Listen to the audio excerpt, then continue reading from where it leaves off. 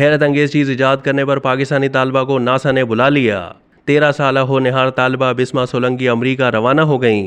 अमरीकी खलाई agency NASA ने 13 साला पाकिस्तानी तालबा को उसकी इजाज़त से खुश होकर अमरीका बुला लिया।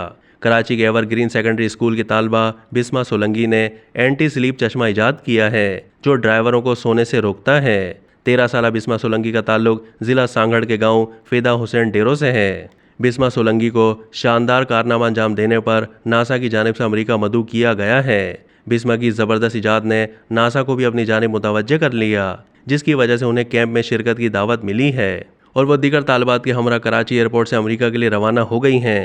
दौरान ड्राइविंग थकावट न सिर्फ पाकिस्तान बल्कि आलमी सतह पर ड्राइवरों और रोड इस्तेमाल करने वालों के लिए एक अहम खतरा है। वर्ल्ड हेल्थ ऑर्गेनाइजेशन के मुताबिक थकावट दुनिया भर में हादसात का एक अहम उनसर है।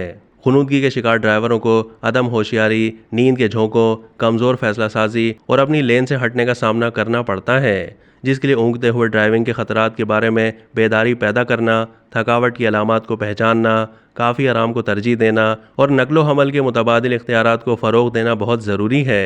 बिस्मा की इस इजाद का मकसद हादसात को कम करना और रोड सेफ्टी को बढ़ाना है। बिस्मा सोलंकी और उनकी टीम ने मिलकर ड्राइवर्स की हिफाजत के पेश नज़र एक चश्मा बनाया है। ड्राइवर्स अगर गाड़ी चलाते वक्त सो जाए तो ये चश्मा उसकी निशानदही करेगा। अब तक के लिए इतना ही। मज़ीद मालूमात के लिए डेली जंग के यूट्यूब चैनल को सब्सक्राइब कीजिए।